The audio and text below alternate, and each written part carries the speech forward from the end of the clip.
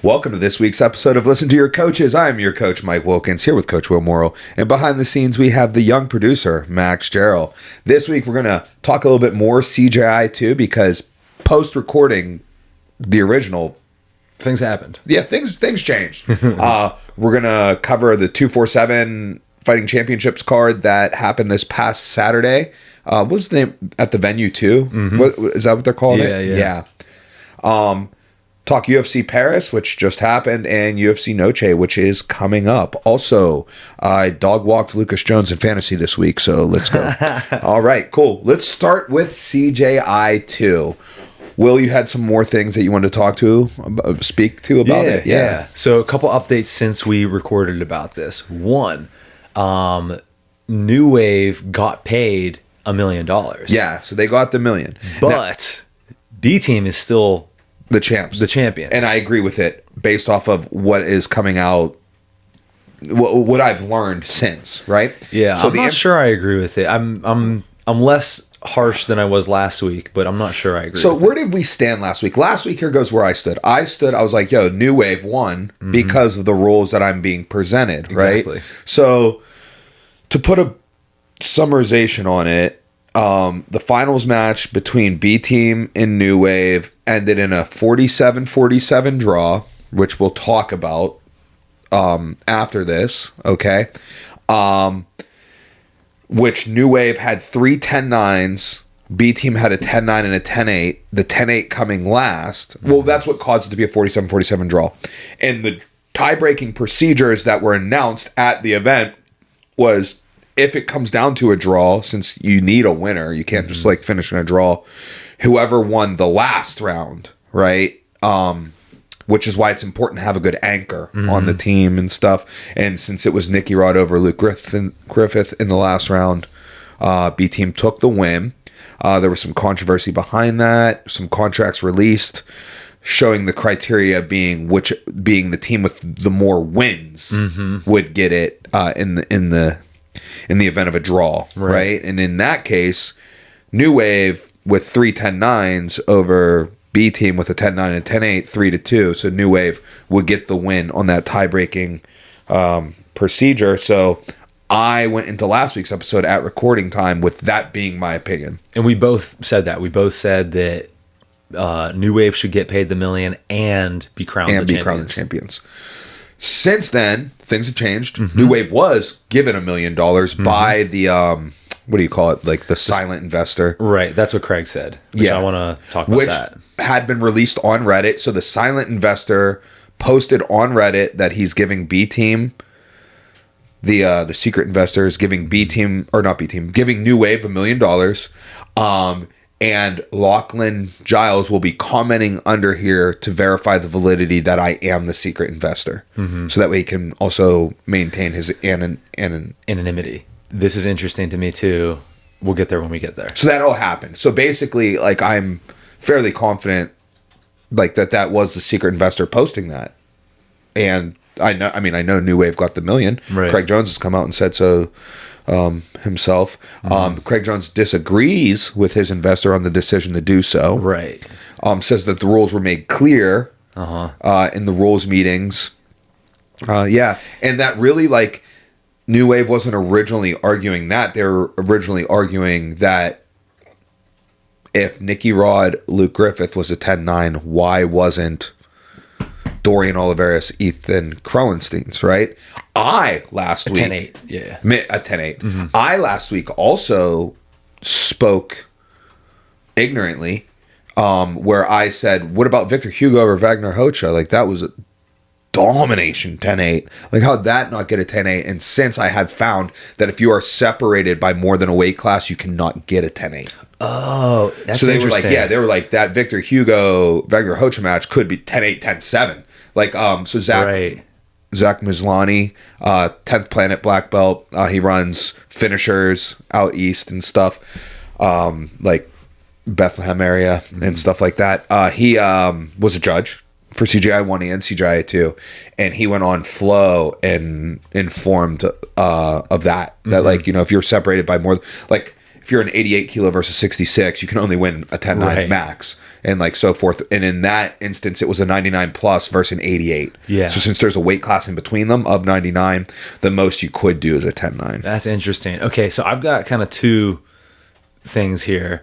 Number one is I don't know if you saw it, but there was a video released where they were doing a Zoom call between it was Nikki, Ryan, and what's the other coach's name for B Team?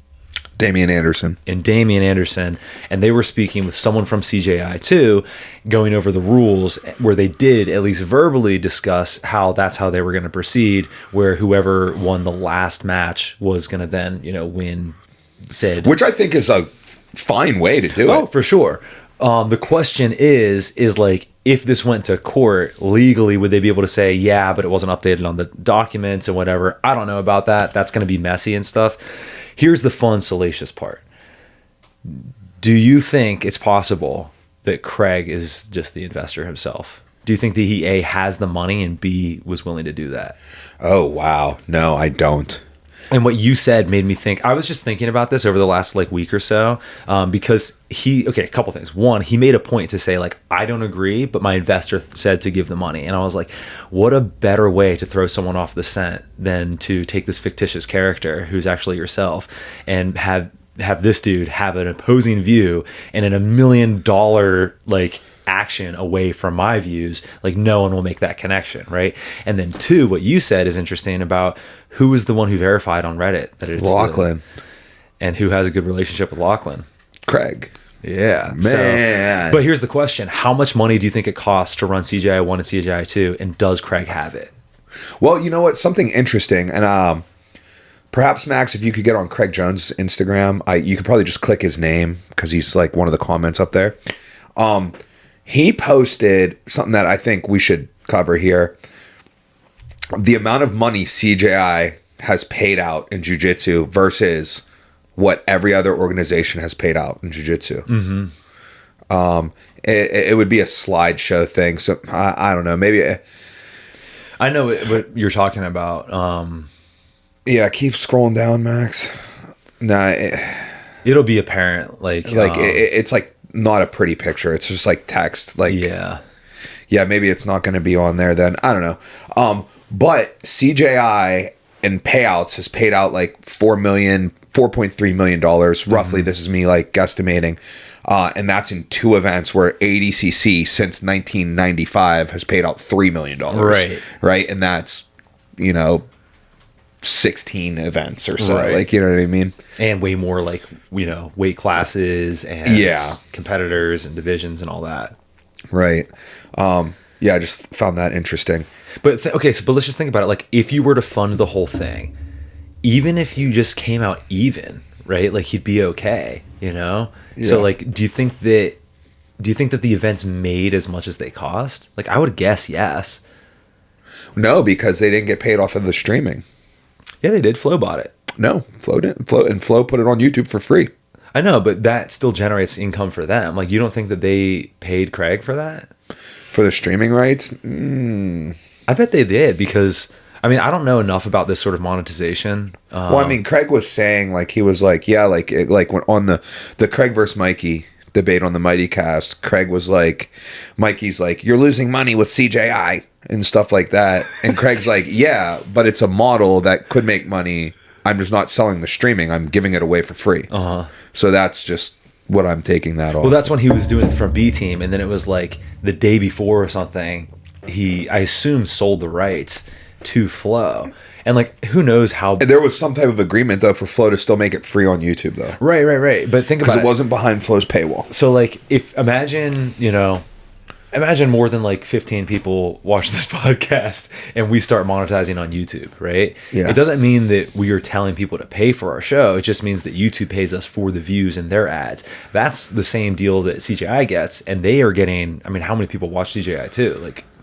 I assume. It did well viewership wise. So I don't know what that corresponds to in terms of money that YouTube's going to pay out, but let's just for easy numbers say it's $500,000, right? Yeah.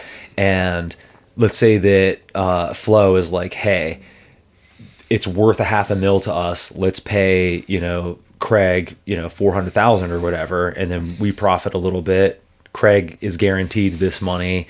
Like it's good all around. You know what I mean? Like I assume that's how those sorts of deals work, but I just don't know enough about the monetization of YouTube for that to be accurate or not. But I still just wonder, I'm like, even if Craig was like, hey, I might lose like a little bit of money on it, but if he comes out relatively even, it would make sense for him to put that money down just because his notoriety grows even more. And now his instructionals sell more. Anything he sells in the future sells more. You know what I mean? So like, I don't know. It's just a little theory I have. Speaking of the money, Max, I just DM'd you the Instagram post. I didn't know if are you using Instagram? Is that your Instagram, personal Instagram? No, this is but I can get it pulled up. Don't worry about it. Okay, it's on CJI's page, not Craig Jones's page. Just some of the financials. But do you think there's any chance that it could be Craig? Like, do you think? I don't. I mean, yeah. Do I think there's any chance? Yeah, I do think there's a chance. I just don't think it is. I mean, money wise, like, so how much money do you think it cost to put on CJI 1? Like, well, I think CJI 1 more so. Like, even if you break even, you needed the money up front in the first place. That's what I'm saying. Is like, is it possible Craig made that much money before CJI 1? No, I think there was some type of investor. Yeah. Okay. All right. So here goes what we got. Organizations and payouts. So CJI in the 2 years have paid out $4.6 million.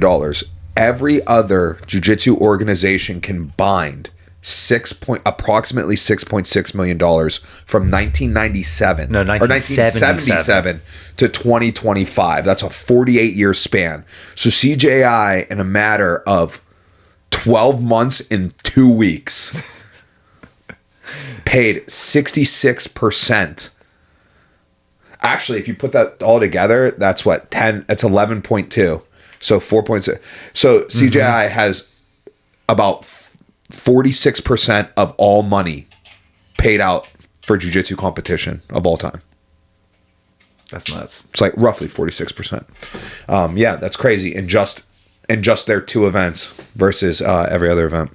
If you do CJI versus just the ADCC, CJI 2 years, ADCC 26 years, CJI 4.59 mil versus ADCC's 3.23 mil in payouts. CJI is good for the athletes.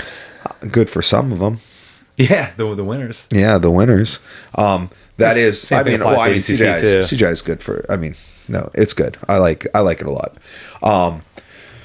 Yeah.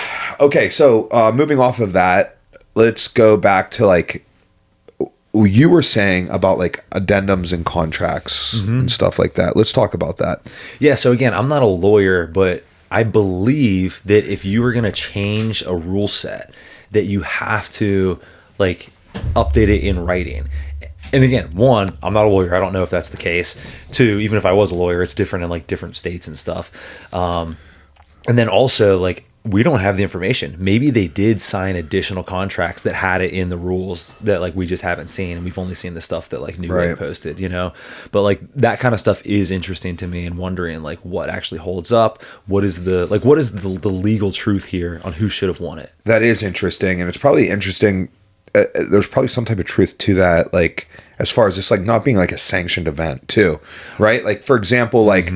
Let's say Max signs a contract to fight in a professional mixed martial arts bout, and then they change the rules on what a downed opponent is between the time he signed the contract and fights, right? I don't think they have to go sign a new contract. Right, exactly. Right? Like, you know what I mean? Whereas, what if, like, he signs a 3-round fight, and then they're, like, promoting it well on Instagram, and then they're like, you know what, we're making this a title fight, right? They probably have to re-sign the contract.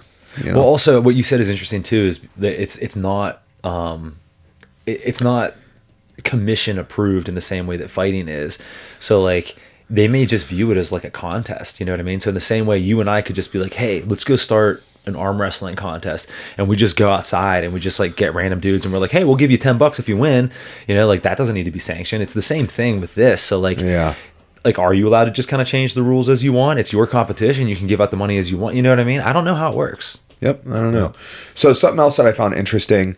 I don't know the answer to this. All right. But like, it's just like, I was listening to explanation on Flow Grappling's show, and it just hit me. And it was like, do you guys remember the score of the final? Because they were talking about, who was it? Was it Atos versus Team Euro or whatever? I think Atos won 49-46. Okay. Right? Do you remember the score of the final? No. The B Team New Wave final. Oh, the B Team New Wave final. Yeah, it was 47-47, right? Isn't that weird? Do you find anything weird about that? The final score being 47-47. Have you ever heard of that happening in a 5-round MMA fight? No. No. Let alone a draw or whatever. Have you heard of a fight? Like, what if I was like, hey, Max officially won this fight 30-27. What's weird about that? 30-27? Yeah, what's weird about that? Max, I go, hey, you like, hey, what were the scorecards? And I say, Max won 30-27. Oh, that's right? Only one scorecard. That's only one scorecard. Yeah. Right? Like, but they're being judged by 3 judges. So I'm wondering, am I just misremembering? Like, were they like 47-47 on all 3 scorecards? I only recall, and this is just me going off my memory, I only recall them saying 47-47, not 47-47 on all 3 scorecards. I think you're right. Again, just memory, but like, because I think you're the right. big argument is they didn't give Dorian Oliveira's, and I do think Dorian Oliveira's versus Ethan Crelinsten was only a 10-9, especially when explained to me from the judge based off the criteria he was looking at, although he wasn't the judge for that match. But he was a judge at CJI 1 and CJI 2. He said the judges went through a whole training camp and like everything like that. So I do think it was a 10-9. But with that being said, like, you know what I mean? That would mean, like, if it was so controversial, right? Like, that all 3 scored it at 10-9, and they should say that. Right. You know? So it should be 47-47 across the board. Yeah. I wonder if it was just unanimous, and so they just treated it as such. Or they may have something where they're like, each round is going to get a definitive score based on like the majority of judges. I don't know how they do it, but like, that is interesting. I didn't hear anyone else talking about that, and I do remember it the same way that you do, where it was just announced as such. Yeah. I mean, hey, for all I know, they could have said they could have announced that all 3 judges have it the same at 47-47. Like, just those words alone take care of it. For sure. You know? No, that is interesting, though. Yeah, because that's normally what they say if all 3 judges have no disparity. Right? They're just like, across all 3 judges have. And exactly. Now, final thing about this. Has Craig disappeared? I think I saw one of his Instagram stories where he was in some random country or whatever, but I can't remember now. And do you think that he stays disappeared for a while? I think he goes away for a bit. Yeah, he said he was. I think he's somebody who does what he says. Probably even to a fault. Probably even if he was like, shit. Like, if he's gone, he'd probably like, shit, I want to go back. I think he'd just stay gone. Like, I told him I was going to be gone, so I got to be gone. You know what I mean? Yeah, dude, I agree. Actually, I don't know. I think Craig just does whatever. Yeah. Yep, he does. I don't have an opinion. Yeah. I don't have an opinion nor a prediction. And I think that's what makes Craig, is he's just wild card. Yeah, for sure. Yeah. You guys will see him again when JDM fights Islam. I'm sure he'll be in the corner there. He's going to be in that camp do that? For like... he's going to do it? Yeah, I think it was JDM's coach talking about it, and he was like, we actually have Craig for like, not just like a couple weeks, like we have him for like a couple months. Yeah, okay, so he's... Hopefully by being gone, he means like from jiu-jitsu. Yeah. And maybe he's going to be like, all right, dude, you know what I am? I'm a full-time jiu-jitsu for MMA coach. Dude, and that would be so sick. I mean, imagine that. So I'm an MMA coach, but like, if you had to categorize me, then I'm a jiu-jitsu for MMA coach, right? Like I'm not really. And Warren actually gets mad when I say that. He's like, no, you're an MMA coach, right? I'm like, I'm the jiu-jitsu coach. And he's like, no, I'm the jiu-jitsu coach. But you also specialize. You know what I mean? Like I can show a newbie how to finish a takedown, but that doesn't make me an MMA grappling coach. You know what I mean? Like, no. But okay. He just jumped in right to the top. Like, how sick was that? Dude, wasn't his first fighter Volk? Yeah. And he's super legit too. Like the way he talks about it. Wasn't it Volk Islam? Yeah. Wasn't that like his first fight? Like, like from my understanding. That was his first like time like doing like an MMA camp for an athlete, and it was just like, you know, the pound for pound fight of all the fight, like against one versus two, best MMA grapplers. It was pound for pound number 1 versus number 2. Exactly. It wasn't just the title fight. It was the pound for pound fight. And I'm like, damn, dude, like you just jumped in there and like did terrific. Yes, great work. Yeah, great work. Okay, do we want to move on off the CJI? Yeah, I think we're done with Craig right now. Can I stay on jiu-jitsu just for a brief Please bit? do. I just want to talk just for a moment about the PGF. Okay, I've spoken about the PGF in the past on several episodes, and like, guys, if you guys love jiu-jitsu and you love watching jiu-jitsu, I got a couple people at the gym who are bought in with me. Man, you would love the PGF. All right, they're on season 8. The playoffs are this Wednesday night, live and free on YouTube. Okay. This season was the 155-pound division. Let me paint you just a quick picture, if you don't mind. The season starts with 20 athletes. The 20 athletes all make weight at 155, and they're divided up into 4 teams, okay? Each team has a coach, and it's aligned with a sponsor, all right? Those 4 teams, every Wednesday night, everybody on your team goes against one person from each of the other teams for 5 weeks in a row until everybody on your team has gone against everybody on the other teams. Okay, so you end up with 15 matches over 5 weeks. Based on how you do in those matches, you accumulate a certain amount of points. At the end of those 5 weeks, the team with the most points takes home $100,000. All right, now the 8 athletes who scored the most points for their individual respective teams, those points count for themselves too, and the top 8 make the playoffs regardless of team. Like 5 people from the same team could all be in the playoff, right? But it's just the top 8 point earners throughout the season make the playoffs, and they're in an 8-man bracket, and the winner takes home another $20K. Now, forgive me if my money is wrong on that, because that's what it was for season 6 and 7. This is season 8. It may have gone up. I'm not 100% sure. But the crazy thing is about the previous seasons is they did it all in 6 days, not 6 weeks. So nuts. Yeah, they did it in 6 days. Like Monday through Friday, you did the team matches, and the playoffs were Saturday. So there were dudes who had 18 matches in 6 days. Right? You had your 15 regular season matches, and then if you made the final, you had your quarterfinal, semifinal, and final on Saturday. So a real grinder. I recently commented on one of their posts, actually garnering a decent amount of likes on there.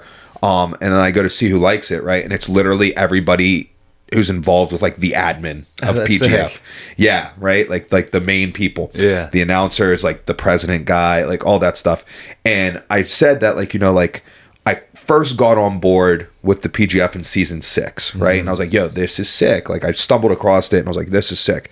So then I watched season 7, right? It was sick as well. And I was pumped for season 8. Season 8 was supposed to be in March, ended up happening in this summertime.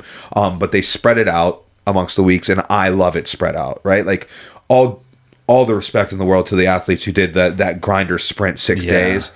But as a consumer, as a fan, it's much more digestible for me that it's week to week, because every Wednesday night it's 6 hours of jiu-jitsu. There's 30 matches, right? And there's one match. I want to watch all 30 of these matches. Okay, I can't do that every night for 6 days, but you know, Wednesday night comes around, you know, I'm all fired up about it. I probably watch the first 10, 12, 15 matches before it's also West Coast time, Pacific time, so it's a little late for us East Coasters.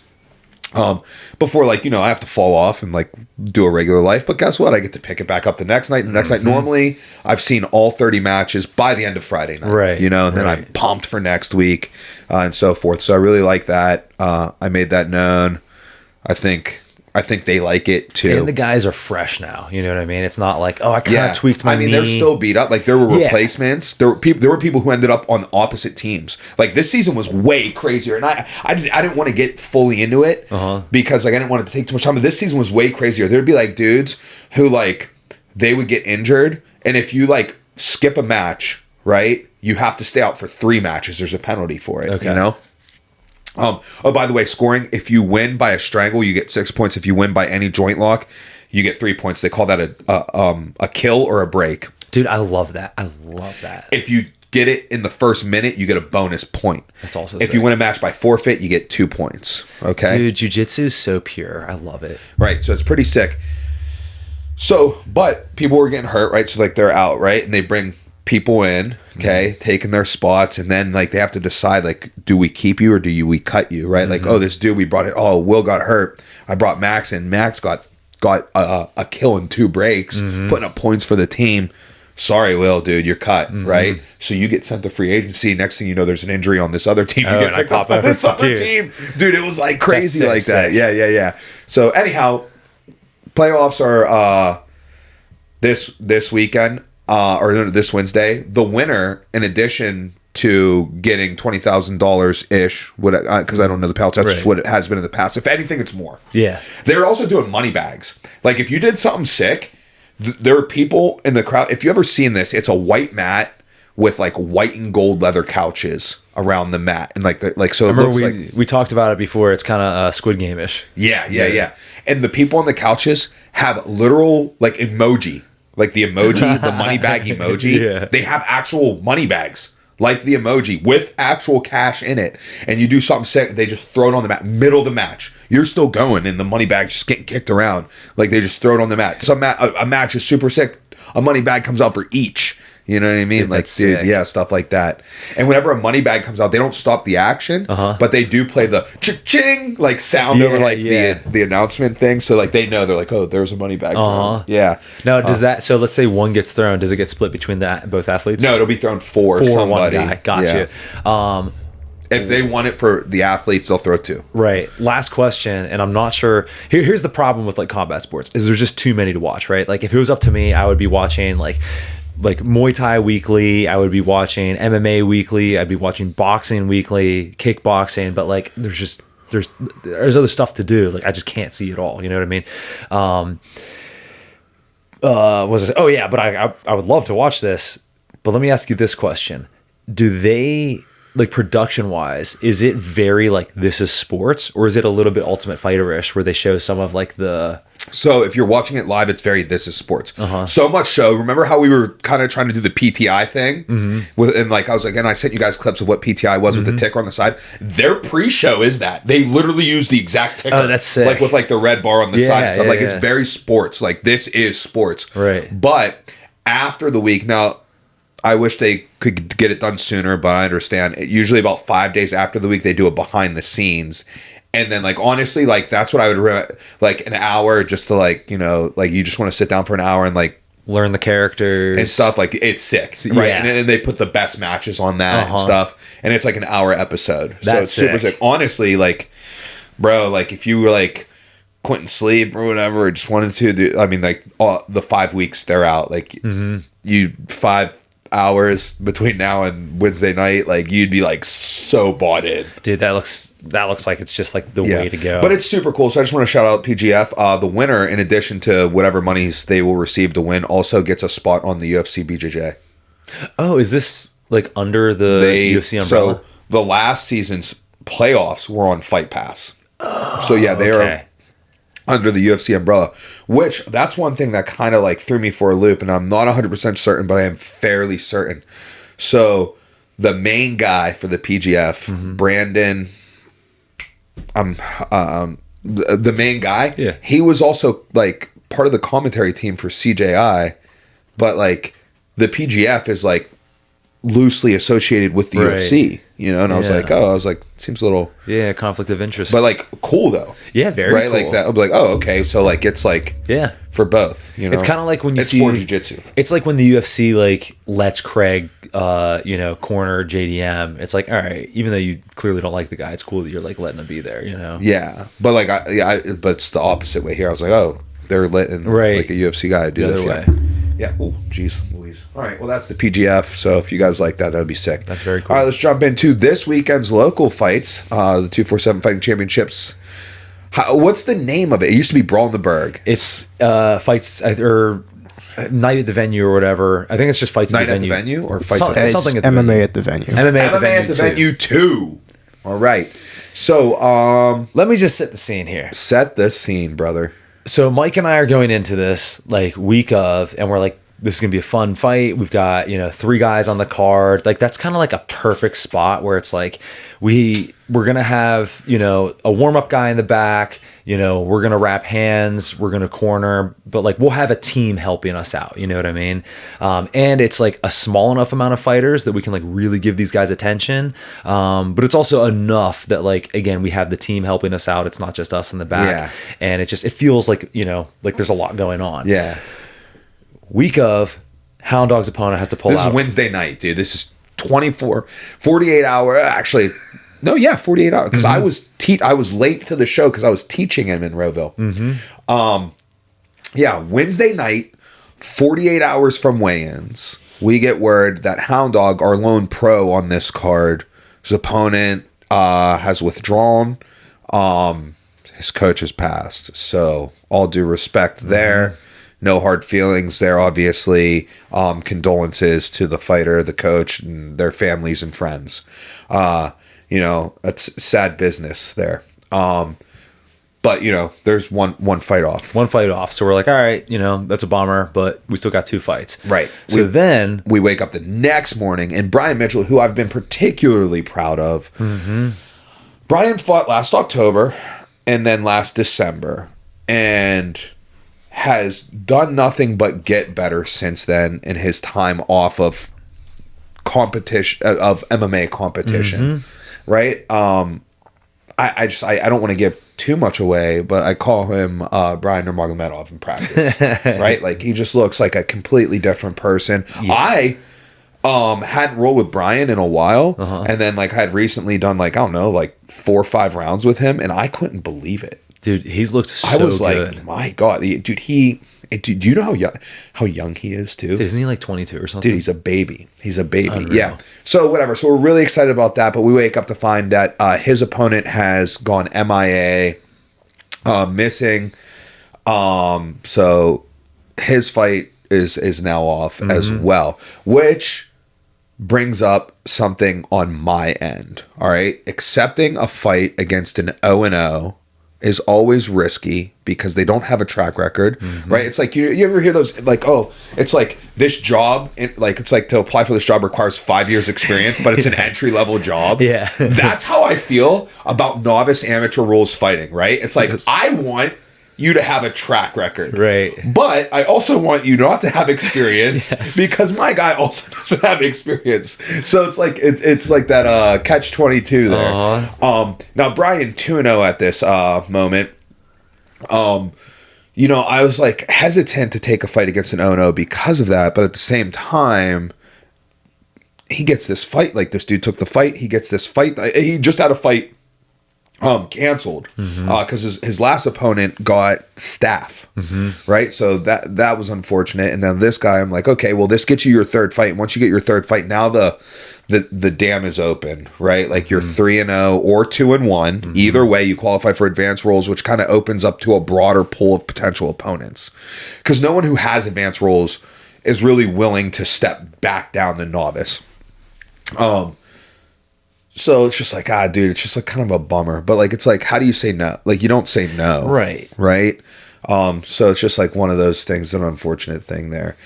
Kind of similar thing with Sean's opponent. Yeah. I don't know if we want to get into that or I save that until we get to his fight. We'll save that till we get to the fight. But so at this point, now we're like, oh man, now we got one fighter on the card.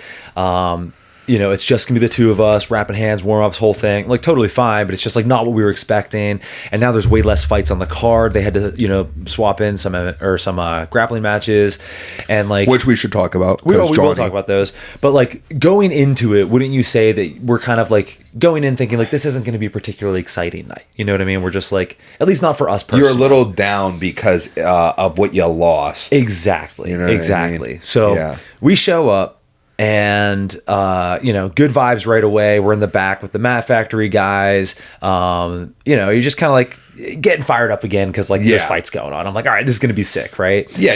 You're back to... Yeah. So, rules meeting, start there? Yeah, let's start with the rules. Okay, so rules meeting starts, right? We've done this a bazillion times. It's...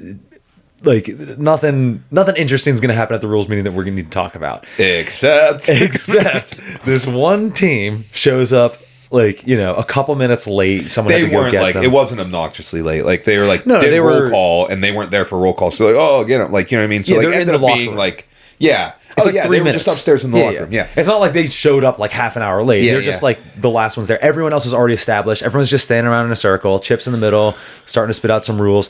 This dude walks in, immediately walks like into the circle a couple feet, and he's just like, oh, yeah, I got a question. Like, no one asked for questions. Yeah, this is not a time for questions. And he's just like, yo, I got a question. He's like, do I put Vaseline on him?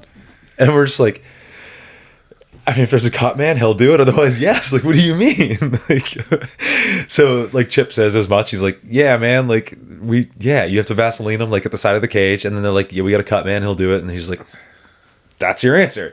So he's like, all right, cool. So he's just standing there, and like every single like rule that Chip would go over, he'd be like, all right, like, if you're novice rules, like no ground and pound on, you know, a grounded opponent. And this coach would just look back at his fighter and be like, see, like point and nod, like, see, told you, I told you, didn't I tell you? Who told you? And we're like, bro, this is like the most regular shit ever. Yeah. So can I ask what team this was, and I can just bleep it out? I don't know if they have a name. Yeah. Was there a name? I didn't get it. It was just so hold dudes. on. Well, I was curious if this Are was... their names up? So here, actually, because I know, like, if you click on, not the whole card, but... if you click on an individual, you might be able to get the team. Yeah, so we're looking at Fabricio. So if you scroll down to like when they're just announcing the fights. Uh-huh. Yeah. So like, you know, like if you go down, like keep going down.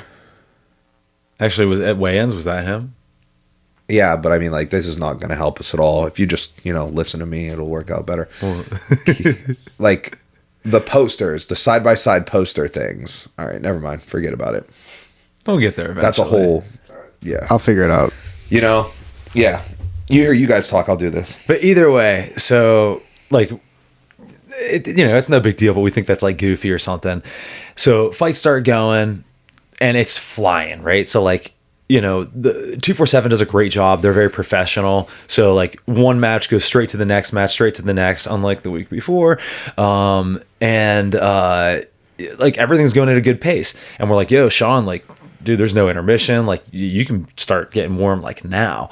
So a few more minutes goes by, and Mike runs up to me, and he goes, hey, I need you to, like, get Sean warm, like, on your own. Like, I got to go and corner a fight. And I'm like, what are you talking about? And he was like, I can't really explain right now, but the fight before him, I got a corner. And I was like, okay. And so, like, he goes and talks to someone. He's talking to Pat or whatever. And then Mike comes back, and he was just like, yo, so apparently this dude got into a fist fight with his coach, and the guy just bounced out. The coach is bounced. They got into a fist fight. Mike's like, look, I don't want to support those sorts of activities, but, like, I want to do, like, a solid one and, like, keep this fight on. No team listed. That's so I was looking surprising. for, like, you know, like if we looked on Bryant or Sean's, it would say Sean. Yeah, I pulled him up on my screen. Okay, he didn't have a team. So it would be Fabricio, Barron, and no team listed there. I'm not surprised that this is an independent fight type of activity. But anyway, so Mike's like, listen, I don't like to encourage these sorts of activities, but, like, I want to keep this fight going. So, like, I'm just going to go corner. I'm like, yeah, dude, go do your thing, whatever. But I'm like, so what happened? And you're like, yeah, dude, apparently, like, they got in a fight in the back, and the coach just bounced out. And the dude's like, I don't even know how I'm going to get back home now. Yeah, they came from Harrisburg. I know, and I'm like, dude, I just can't imagine how that happened. But, like, whatever. Yeah. So anyhow, Pat comes back and he's like, Mike, will you corner this dude? And I was like, for sure, bro. Yeah, like, I'll do it. You know, just keep the fight on the card. Yeah. You know, and, like, it's like I felt like it was like a good Samaritan 100% type deal, right? And I'm like, dude, like, it's not a problem, mm-hmm. right? But the dude was like, no, I'm out of here. So then the fight's off. So now Sean's even one fight, like, closer. And we're just in the back, like, shocked, like, yo, how did this happen? So that's why if you watch the broadcast back, you'll see one kid, what's his name? Matt Archie. Matt Archie walks out to the cage and just, like, is like, hey, guys, like, I'm here, I made weight, I was ready to rock. And, like, you know, it was cool that they, like, gave him a moment there. But that's why that fight didn't happen. Yeah. That's crazy. Yeah, dude. It was pretty crazy. So I was talking to Chris Williams about it a little bit. This is backstage at the show, and Chris was like, I knew that guy was going to be a problem because Chris was at the weigh-ins the night before, and he was like, this dude, like, everyone had to know he was there. Yeah. He's like, man, I live for this shit, right? And stuff. And Chris, like, yep. Chris, he said he was like, yeah, that dude's going to be a problem tomorrow. And I was like, yo, yeah, you live for this shit. I was like, I've never seen you before. Yeah, right? You know what I mean? Like, dude, you're 2 hours away. I've never seen you at a show. Bro. I don't know of any of your fighters. Bro, I'd be like, bro, this is 2025. Like, I stepped in this, and I just had my first fight in 2007, bro. That's a long time for me to cross paths with you. You know what I mean? Oh, my God. Oh, man. That's so funny. But other than that, the show went off pretty smoothly. Yeah, dude, it was actually pretty sick. There were 4 grappling matches. We were one of them. Mm-hmm. Let's talk about Johnny. Yes. Right? So, Johnny Trincala. Is that how you pronounce it? I don't know. He said that someone pronounced his name wrong. He was like, I didn't even correct him. And all I could think of when he said that was like, I have no idea how to say your last name. Bro. I was like, I think it's Trincala. Like, you know what I mean? Now I'm starting to question it. Like, you know what I mean? I was like, I don't know if I've ever said... Right now, on this podcast is probably the first time I've ever said it out loud. No, dude. What's funny is because he grappled like 2 weekends ago. So last week's episode, we did this same thing where you were like Trincala. Oh, did I do that? Yeah. Okay, cool. Yeah. So we don't know shit about your last name, dog. Our team is too big. It's a miracle we even know any of these kids' names. Like, yeah. Well, here goes. This is not a great look for me, but Johnny won a grappling super fight at the Mat Factory 15-year anniversary. So this is his 3rd episode in a row getting talked about. Yeah. Because I shouted him out after that one. That was the one that we were drinking on the pod, right? Because I came straight from there. So we were drinking on the pod, so he got a shout out for that one. And then guess what he did the very next Saturday? He did the sprawl in the Berg, the 247 Jiu-Jitsu event, and he won by submission on submission on the Mat Factory card, submission on the Jiu-Jitsu, the 247 Jiu-Jitsu card last weekend, and then submission again this weekend. Congrats, Johnny. Submission.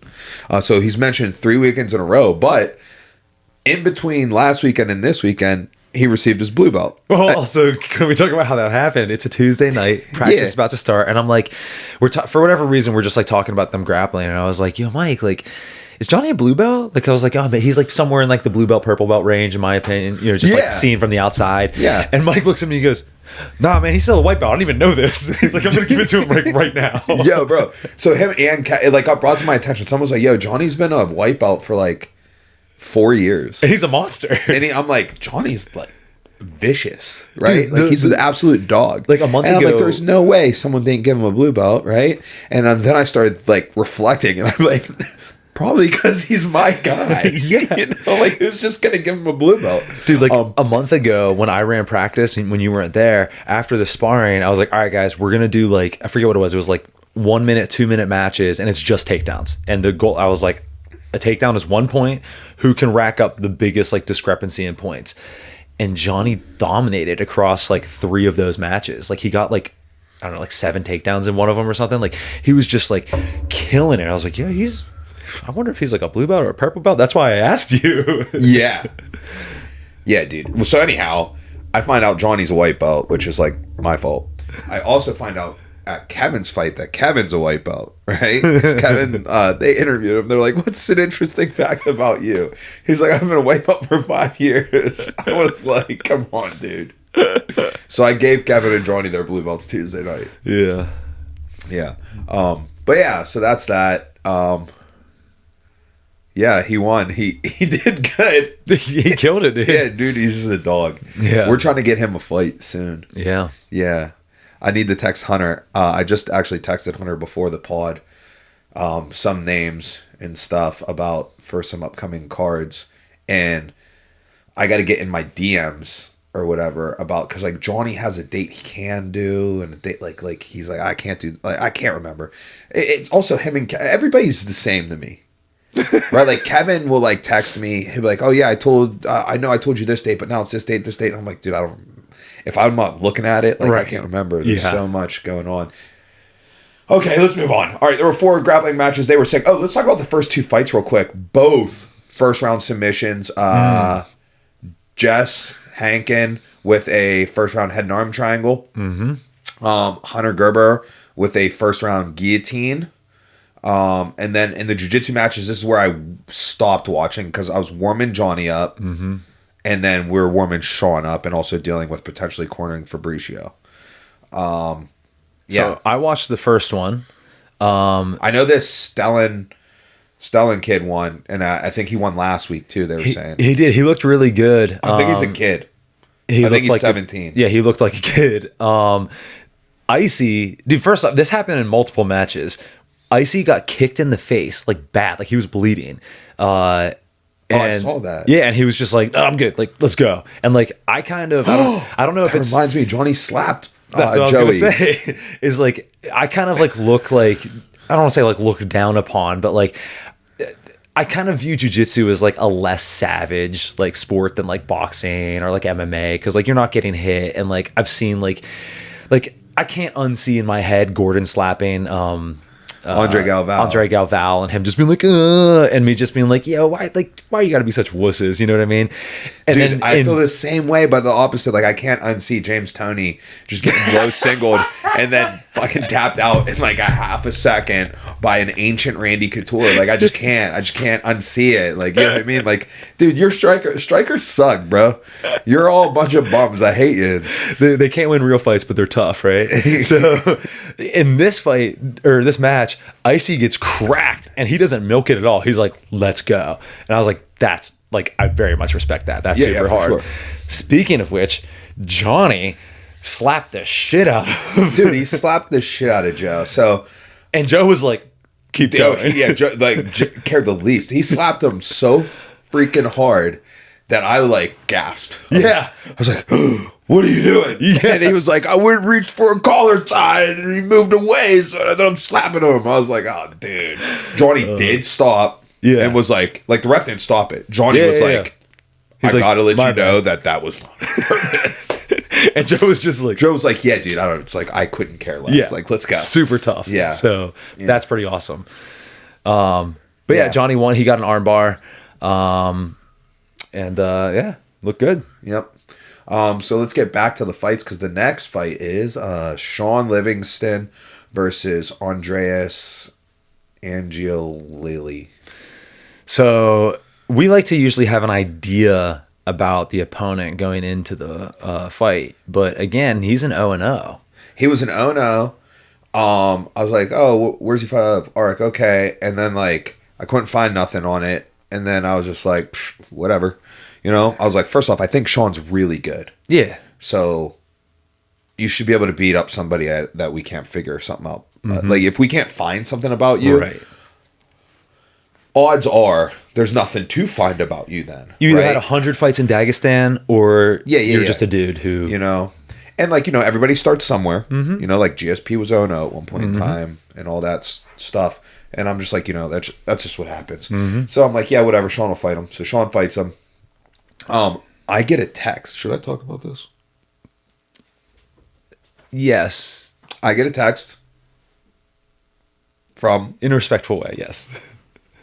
For real, I can't just dog walk. We can play. We can play with anything. We're just gonna run it. So I get a text from one of my jiu-jitsu athletes, right? And he's like, yo, after Sean wins, if this kid wants to do another one, I'll do it. Right? This guy is not on the MMA team. This guy will be on the MMA team, but he's on a jiu-jitsu focus beginning. Mm-hmm. Okay? So I'm like, all right. He's like, yeah. He's like, this guy's kind of a jerk or whatever. He trains at the ARC or the ARC or whatever, and I go there too.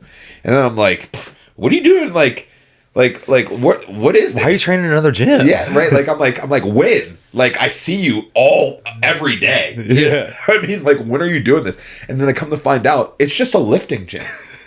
It's a lifting gym where you lift weights. He's like, yeah, there's like a heavy bag in the corner, right? And I was like, oh, okay. And then I find out that he went to the Slippery Rock MMA club, which is ran by our guys. Yeah. Like Austin, Rose Miller, like Devin, right? And like, so like they're having me and Jonas like help them out a lot. Yeah, okay, yeah. The last couple years. Max is the coach there. You seen this dude there ever? I don't know. I haven't recognized him. I gotta. They said that he came through to a jiu-jitsu and Devin like tapped him like 7 times. And he was like, "Jiu-jitsu's not for me." And they're like, "But MMA is." Like, what are you doing? Here's the thing. I'm not gonna name any names, but there are multiple gyms in the area that are either run or have been run by either our like students or people who were our students. Like, it's like a pretty common thing. Well, yeah. Well, like, you know what I mean? Like, they go to school that like, so like Austin is still in school, right? No, he graduated last year. Oh, okay. All right. Okay. I got my shit confused, but all these dudes just graduated. Right. Right. So they're probably still helping out. And Hugo was like one of the main pit MMA guys, right? Yeah. It's not correct. Yeah, Hugo. Yeah. So like, And that's right now, our charity work, bro. The current pit MMA like club president also will come and train with us sometimes on Saturdays. Who? A guy named Tiberio. Yeah, so what you mean? He's fighting for us. What are you talking about, bro? He's He trains with us. On Saturdays, I see him during the week. Really? He's I don't fighting see him downtown. He's fighting on Stout Fights. He's on I know he's on Stout Fights, yeah. But he's That's like, why I was like, is he talking about him? Yeah, dude. Yeah. So like, yeah, dude, it's sick. We love that, by the way. We love that. That's awesome. If you want me to cut it out, I can. But who was the person that was asking to fight this guy? Okay, that was my guess. Yeah. Oh my god. Yeah. Easy pickings, All right, or easy to guess. So whatever. Well, hold I on. find this out. So Mike tells me this, and I'm instantly like, I find this out the day of the fight. By the way, so there's like no time to like. First off, not that it makes a difference in what I would do. Yeah.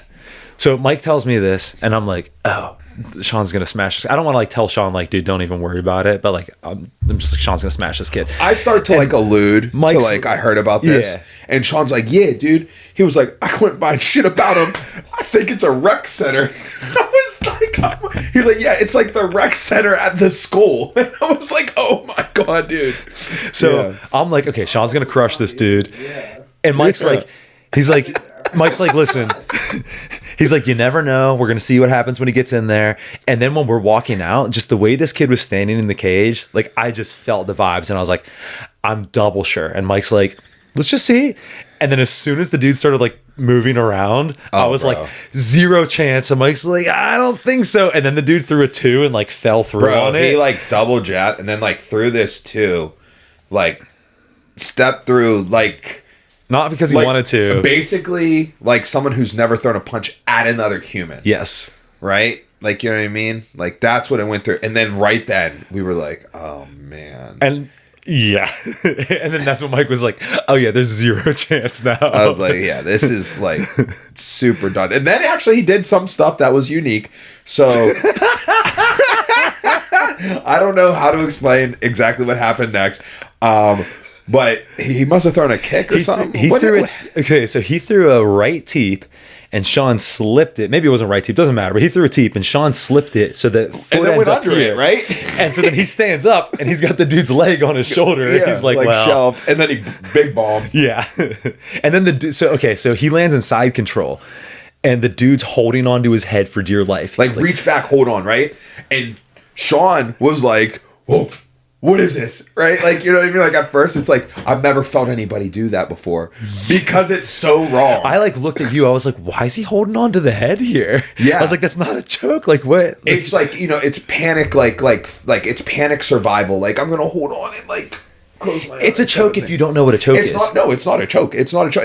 It's a holding on to the head. That's what I'm saying. If you don't know what a choke is, you're like, I'm going to grab his neck and squeeze. Is this like a Von Flue type position? Or is he on the opposite side? Imagine I'm in side control and you're going to go turn away. Like you're going to run Parker stuff, right? You're going to turn away, but you reach back and just grab around my head like a headlock and lay in bottom side control, right? Like, you know what I mean? And it's just like, and Sean is like, oh, what's he doing? Is this something? Right. Like, you know what I mean? He's like, I've never felt this before. And it's like, then the realization, oh, I've never felt it before because it's stupid. So Sean just steps over, gets mount, can't ground and pound him. I'm borderline about to be like, Sean, just stand up, knock him out. Yeah. You know? And then the dude rolls belly down. And I'm like, I literally just tell Sean, I say, grab his face with your hand and pick it up and shove your other arm under his neck. And Sean palms the dude's face and just, hold on.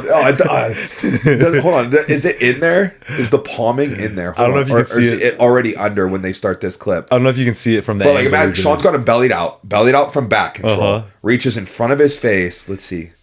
No, it's already under his neck. Grabs his face, pulls his head up, shoves his arm under there, and then just finishes the strangle. Oh, this is so savage. And we're like, oh, man. Yeah. It's good. So now Sean's 3-0. So floodgates open. Yep. He's got advanced AME rolls. He can really start to make strides. Let's not forget, Sean is 3-0 and debuted April 26th. Yeah, dude, that's nuts. Right? That's nuts. He fought April 26th, July 12th, September 6th. Yeah.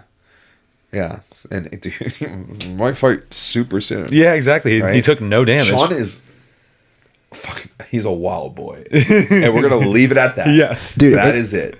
To me, it's one thing because like I'm a smaller guy, so I don't ever train with Sean like when we're in the room together. But to me, he came out of absolutely nowhere. Well, he did. Like, I had no idea. He showed up one day. He was like, "Hey, Bronco told me to come here." And I was like.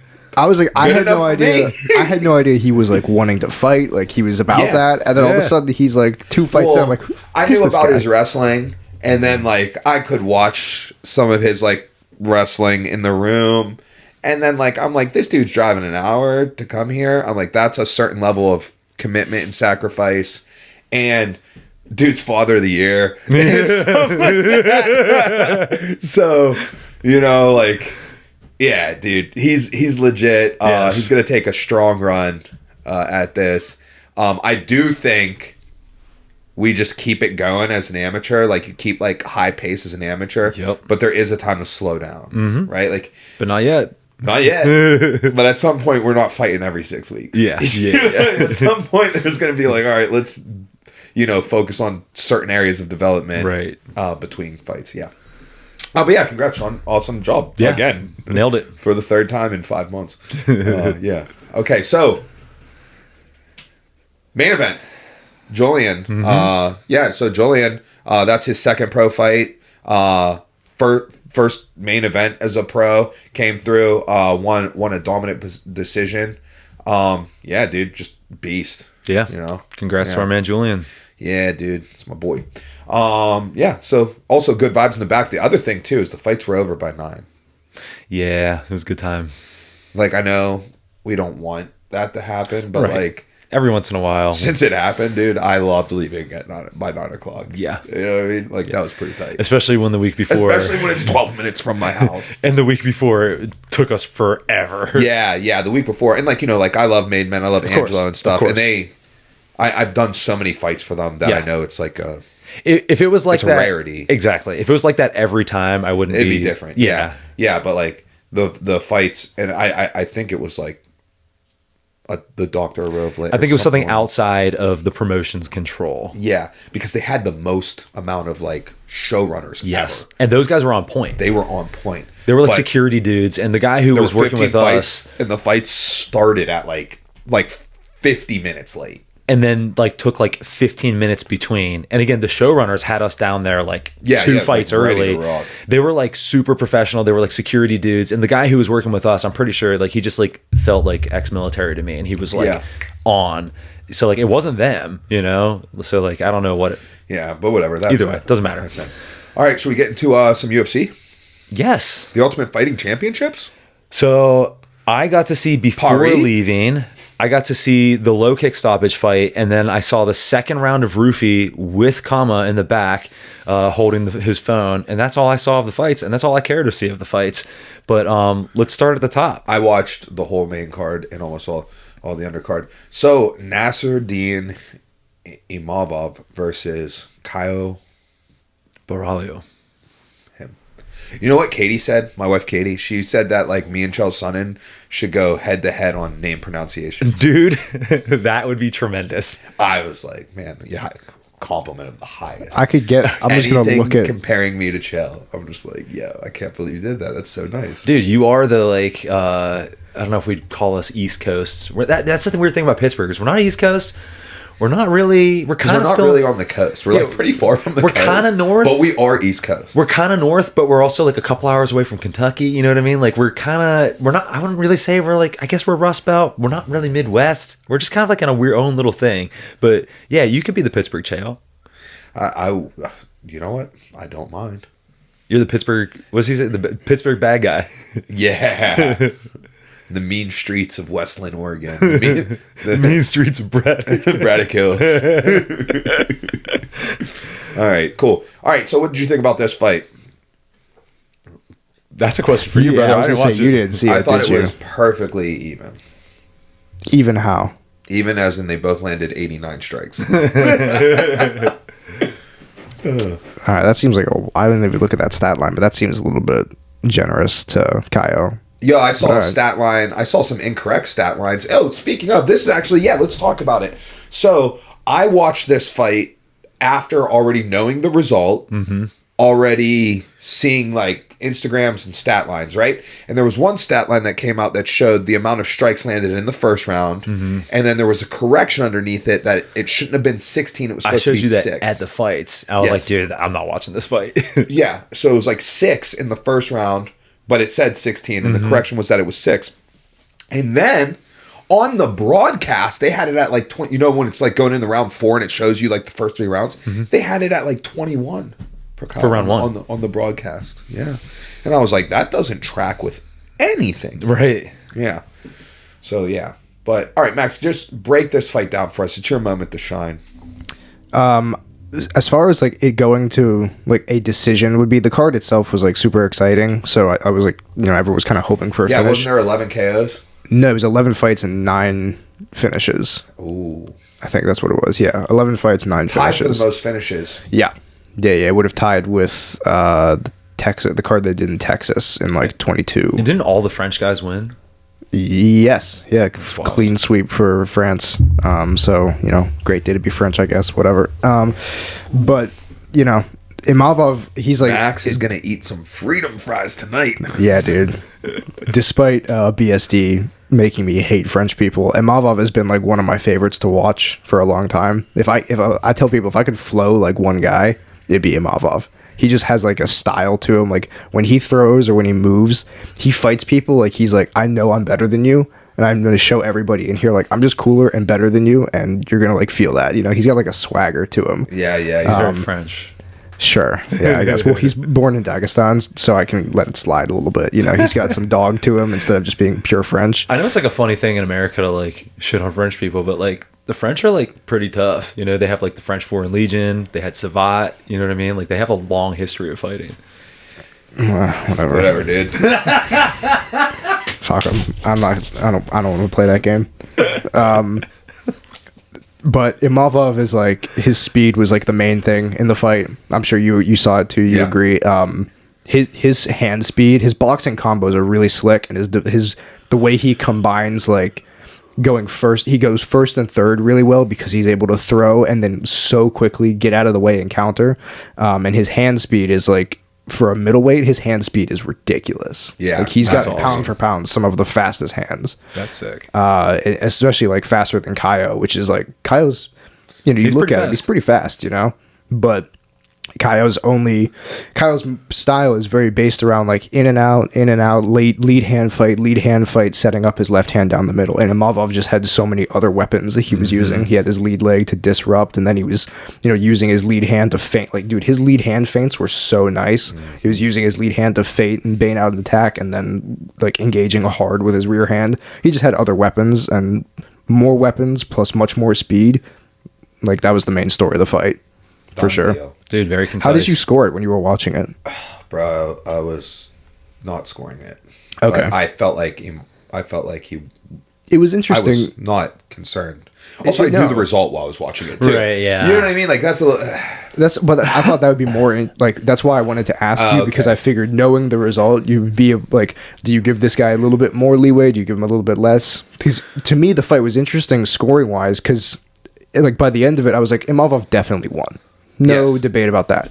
But I was like, I could see scorecards from 50-45 all the way to 48-47. Like, I could see an argument for all of that. And in like a dominant fight, I can see that, yeah. It's not often that you think about that, you know? So I thought that was interesting. So Josh texted me, Josh Polans, like in the back, and he was like, you know, texting me about Roofy, and I was like, yeah, I just saw that because I was watching it with Kama. And then like I texted him, I'm like, yeah, dude, like I'm not watching the Ty Reutolo fought this weekend. Well, dude, we're gonna get to that. We didn't have it on our sheet. I know, but I remembered I was gonna get to it after. I remembered it because Polans texted me about it. Oh yeah. But he told me that he had, I think he had the first two split, and he was like, yeah, I think whatever's going on, he's like, but the announcers are acting like Imavov is up like 1,000 points or something. And I was like, oh, that's so classic UFC announcers. But yeah, no, that is interesting. Should we finish UFC and then get to the... Yeah. Okay, yeah, but perfect. Yeah, I just wanted to say it so we don't forget. Yeah, I thought of that as well. Did you have anything else you wanted to add to the Imavov fight? The only thing I want to add is not the fight related, but I feel like, you know, I just got home from the fights, and I feel like when you're watching a fight where you already know the result of, like sometimes it takes like the pressure off of like trying to have to think of the score. Exactly. You know, especially because I wasn't like going into it being like, oh, they said, like, okay. It's not like someone told me like, oh, I don't know, like, what did you, like, if you told me like that you felt weird about the scorecard, then I'm going to start looking at it as, but like no one was like, oh, like I thought it should have been this or should have been that or whatever. Everyone's like dominant win. Everyone's like, yeah. Like no one, like, I just like felt like there was no pressure to like, exactly. And I could just like kind of like stare at it. Exactly. Yeah. All right. I'm excited to talk about this next. I have one more question about the main event. How do you feel like Imavov matches up with Khamzat? Not great. Dude, I think that Khamzat is significantly better at what he does.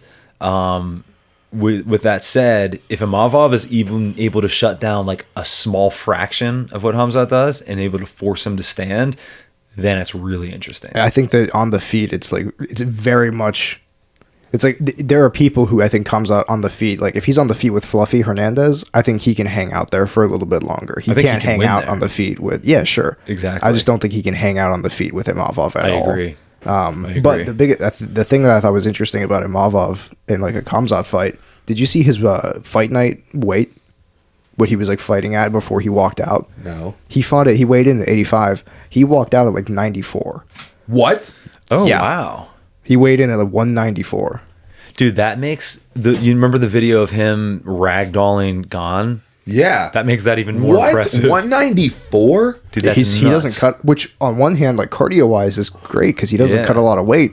But like against someone like Khamzat, like that's not you're great. You're going to need a little bit 194, more. 194, I couldn't imagine like middle, dude, that's dude, that's like us fighting in middleweight. 199. I woke up this morning at 199. Yeah, dude. I fight 155, dude. That's crazy. 194. I never walked into the cage as a pro within 20 pounds of what I weighed in as. Yeah. Yeah. He's also like physically he looks bigger than a lot of middle. He's like 6'3". Yeah, he looks bigger than a lot of middleweights. Looks thick too. That's he just has very like small lower body. Like his legs are not big. He's kind of got John Jones 94 kilos. There's a video of him stepping on the scale. You can see it. Yeah, no, I'm just kidding. Actually, interesting. Do you guys think that the weight cut 2 weeks ago hurt Kaio? Yeah, for sure. Yeah, I saw Strickland talking about that as much as I don't like Strickland. Max brought that up. Yeah, beforehand. Like he brought it up last week. He brought it up before Kaio did it. You know? Like Max has brought it up on pod now, like twice, at least twice before. Like once, like the week of the Khamzat fight, and then once last week. Yeah, especially when Kaio came out after and was like, I just didn't have any adrenaline. I'm like, yeah, that might be a side effect of cutting weight twice in like 3 weeks or whatever, and getting all amped up to fight potentially. That's so dumb. Yeah. And it's like, how much would you have to get paid for that to be worth it? It's like you might have missed your chance at ever getting a title shot. You know, like how much would you have had to get paid for that to be worth it? Like I'm sure he can get his way back to a title shot, but in this specific instance, it's like this was a #1 contender fight. Why would you risk that? Yeah. Let me ask you this: if you guys were in Kaio's situation and they said, "We'll give you $200,000," would you do it? Yep. Yeah. Now, do you think he got $200,000? Because that's how much Aspinall made for being the alternate for Jones and Gane. I can't imagine he got that much. You don't think? I mean, the other thing too is like if you're a heavyweight, you absolutely are doing it because you're not cutting. Like, Yeah, it's like, oh, I can't drink until the fight starts. And also, even if you are cutting, which I don't think that Tom does, but like, let's say that Tom was like a little heavy and he's like, oh, I'm like 175. To cut 10 pounds as a heavyweight is so easy. Yeah, and you have to, fight like in a couple weeks. Right, exactly. Yeah. So, and in that instance, like, what's a bigger, more valuable last minute main event? Jones and Aspinall, or Caio Borralho and Khamzat? Right. Or Caio and DDP? So that's, like, you know. So that's my point. Is I how can't much, imagine he made 200 grand. That's what I'm saying. Like, let's say that it was okay. You guys were in Caio's position, 100 grand. Do you do it? I mean, it depends how much Am I'm I making for him the or fight. am I me? You're him. Well, I don't know his finances. Yeah. If I'm me, yeah. How much did he make to actually fight Imavov? You know. Yeah, that too. That's another thing. See, like that's why I don't know enough about him to say what I would do in that position. Yeah, it's difficult, but it's like, because especially as a fighter on the way up, it's like you have to be getting the money where you can. Like, you don't know how long this ride's going to go. You might get injured the next day. Like, you have to get money where you can. But then there's also certain paydays that are going to take something away from your career, and it's like, how do you weigh that then? You know, so it's like it's a balancing act. Yeah. All right, let's go. BSD versus Mauricio Rufy. So I very much expected Rufy to win, but I was not counting BSD out. And I think that there were a lot of Rufy, like, you know, lovers who were like, oh, there's no way that he's going to lose this. Yeah, Lucas Jones.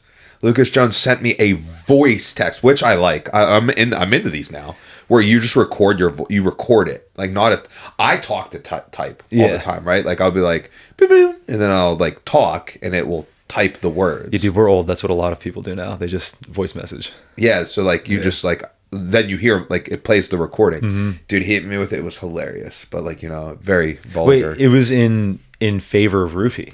Oh yeah. Oh, I wouldn't expect that. Well, he was like, "How are you gonna?" He was talking shit on me being so pro Saint Denis. Dude, BSD, he's slow. That was the main reason I thought Rufy was gonna win, like on the outside. But it's not just that he is like a good, relentless like takedown game. He's also like nice in the clinch standing up. Dude, anybody who can throw head kicks and then shoot is different. Dude, I mean, he doesn't have. He throws head kicks and then shoots to a knee. Boom, shoots to a knee. I'm like, this is insane. Dude, as much as I want Rufy to win, I am a BSD fan, and like I think that he has legitimate skills, and being slow doesn't mean that you can't get you to like the top of a division. Look at oh my god, what's the lightweight's name? Beneil Dariush. That dude's like not particularly fast for lightweight, and he was on. You know, he's been in the top 10 for what, like 10 years or something. Like, yeah. Like, if you're a good fighter, you're a good fighter. And I was like, if he's able to pressure Rufy, for me, it was just, is Rufy going to be able to stay off the cage? And if the answer is no, then I think it's BSD's. Yeah. But I did think that Rufy was going to be able to move well and land enough damage to keep him off of him, but he was not. No. Any things to add? Yeah, dude. No, he's better than Rufy. I knew it. I was more right than everybody here. Let me ask you this. How much of it is, because in my opinion, I think that BSD has like a very good skill set, and it's can he implement that on Rufy? Give him the title fight. Give him the title shot. Oh, I'm not mad at that. My question is this. How much of it was BSD's... Saint Denis versus Topuria. Yeah, dude, that'd be fun. Let me see it. That'd be very fun. Let me see him hunt him down and pull him down and drown him. How much of it is BSD looking good? How much of it was Rufy looking bad? I think it was primarily BSD looking good. Interesting. I thought it was both. I thought the BSD looked good, and I think that Rufy's ground game looked bad. But I mean, you tell me what you think, because okay. Like, okay. Let me put it this way: I know BSD's ground game is good because of past fights. I think that Rufy looked bad in this fight. Okay, so you've seen his ground game look good against quality opponent. Mm-hmm. Who? I don't watch his fights. Who did he fight last? That fight, that's the fight where I was like, dude, his clinch game was nasty. He hit those elbows in the clinch. You're talking about BSD. Yeah, BSD's last fight. Yeah, Rufy. Oh, no. I'm talking. Sorry. I'm talking about BSD. I know he has a Max good. Over here, like. Oh, you mean the Bobby Green fight? No, you need to tell me when you thought Rufy's ground game looked good against a quality opponent. No. I've never seen. So then, how could he look bad? You know just at that level, you know what I mean? Like. No. So the way I take it is, it's like, hey, did Saint Denis do good or did Rufy do bad? Meaning, did Rufy perform at the level he actually is, or did he perform below his level? Right. Did he have a bad night? I see what you're saying. Right? And I don't think so. I think it was Denis being good, and Rufy, that's just what he is on the ground. I agree. And that was my thing. See, like, you were like, oh, I think it was him being bad. Like, him being bad, to me, is like, oh, like, he's usually better than that. Right. Like, he should have done better than But that. to play like devil's advocate for what you thought Will was saying, I'm not saying this is the case, but there is also like a baseline level of performance in any area that you kind of expect from someone at Rufy's level. That was my thing. I just expected him to be better. And especially seeing like I just assumed their camp is like really good at grappling, because like when Gian Silva just ruined Bryce Mitchell like in grappling, I was like, oh, like they must be like really high level. Well, I mean, that's kind of like revisionist history there a little bit. Like, he didn't ruin him in grappling, he ruined him in clinch. I mean, I count clinch as grappling. I mean, it counts as grappling, but like, there's a difference between catching guillotines and like out grappling Fair somebody. enough. Let me put it this way. I went into that fight. This is all about my expectations. I went into that fight thinking like, okay, if Silva keeps it standing, we're good. If Bryce gets a hold of him, it's going to be a bad night for me. And then as soon as I see them like clinch up and Gian Silva looked really, really good there, I was like, oh my God, his grappling's insane. Right. So like, that's where I'm coming at it from. And then that led me to believe. So you're really going to qualify that as his grappling's insane? No, that's what, like, not you know what I'm saying? from. Like you got to see them on the ground grappling. Like, yeah, like he like, dude, his ninja choke's nice. He's explosive. He's hard to take down. He can get up in like situations, but like, you know, like I'm not like, you know what I mean? Like, if he gets told up, like if John Silva goes out there and like, let's say like does a grappling match against Ryan Hall, I'm not going to be like, his grappling's insane. Like, you're going to have to show me it. Precisely. Would it be fair to say that like Silva's anti-grappling trumped Bryce's grappling, but we don't know if like Silva is a better grappler? For sure. But that's not what matters. But like, no, what matters is that you're incorrectly using the term grappling in a non-grappling scenario. That'd be like someone winning by like a dominant TKO, like a ground and pound. Like that'd be me being like, oh, Kevin's fight in Youngstown, dude, his striking was insane. His striking was insane because he had great ground and pound from Mount. Right? Like, you know what I mean? Like, I understand exactly what you're saying. Allow me to rephrase so you can understand where I'm coming from. I expected, based on the fact that Rufy comes from such a high quality camp, that I am disproportionately like I'm a fan of them and I expect good things from them. Okay. I did not expect Rufy's grappling to look that poor. That's what I'm trying to get at. I would say that Rufy has not fought anybody with, well, he hasn't fought, I don't know who this high quality guys, period. The dude he fought on the Dana White Contender Series, his last name ends in a V. That guy he's a Dagestani guy, and I was also up at welterweight. So Rufy has like shown solid anti-grappling to a degree. And that was a third round fight, so he had to make it through two rounds. Okay. But like, my thing is like, he's never fought anybody with like Saint Denis, with the experience along with the grappling pedigree of Saint Denis. He hasn't fought anyone like that good, period. And then Saint Denis being a grappling specific guy, you know what I mean? But with that said, this was a let's find out fight, right? Exactly. There was like, you know, this is a finding out who people are at this moment fight, right? So like, we don't have a lot of data. To getting back to my original question, let me rephrase it this way. Do you think that BSD has like super nasty, like best of the best in the division type grappling? Or do you think that Rufy has just like very subpar grappling? I think, or a little bit of both. Saint Denis has some of the best grappling in the division. Mm-hmm. Cool. Do you think that Rufy has like a chance of like developing like good enough skills to like be in the division, or you think it's just like, yo, you're not very good? I think he's probably got a better chance at not getting taken down than catching up and being a better grappler than Saint Denis. So he should focus on his anti-wrestling kind of. Anti-wrestling and survival. Yeah. Interesting. Besides just the anti-grappling. For that kind of matchup. You also got to look at the landscape of the division, right? Yeah. Like, is it worth, like, if you got one guy imagine you got one guy in the division who's just like freak leg locker. Right. You spend all your time learning leg lock defense, but the other 14 guys don't go for leg locks. Right, yeah. Right? It's like, okay, well, this one guy is freak at it. Like, so like, how much do you invest in it when you look at the landscape of your division? 100%. Right? Like, maybe it could be like, all right, well, that's that one, and now I can just focus on the more striking. Right. It's like he's the only guy who I would have to like do that for. So, well, if we look at the lightweight division, who has more of a grappling style? You know, I mean, we know Topuria can if he wants. Gaethje doesn't. Sarukian, I think. Islam, obviously, GOAT, but Charles, if he gets on the ground with Charles, but Charles isn't like gonna. Charles isn't going to choose to go there. He's gonna knock you down. Yeah, to get you there.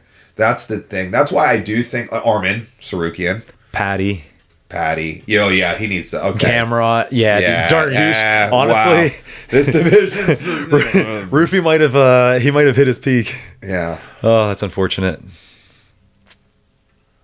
Okay. All right. So Max was really upset at this fight. Tell me why, Max. I didn't quite get it. Well, what about this did you hate so much other than you liked Rufy? Because I think did they do something wrong after the fight or something? No. Max hates the French. That's the problem.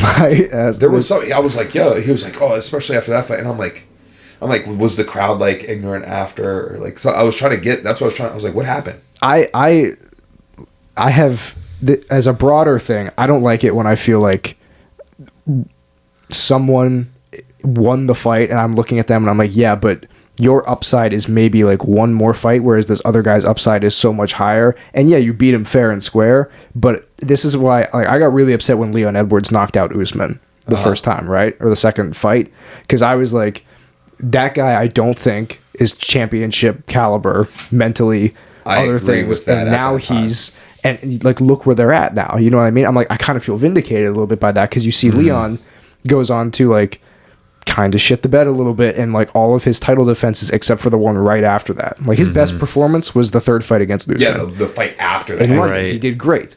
But then everything at like the Colby fight, clear, like he could have put him away in 2 rounds. Yeah. And then he ended up losing the 5th round. It's like, Leon, come on. And then he goes and fights Bilal and he's getting dumped on his bald spot. It's like, Leon, come on, you know?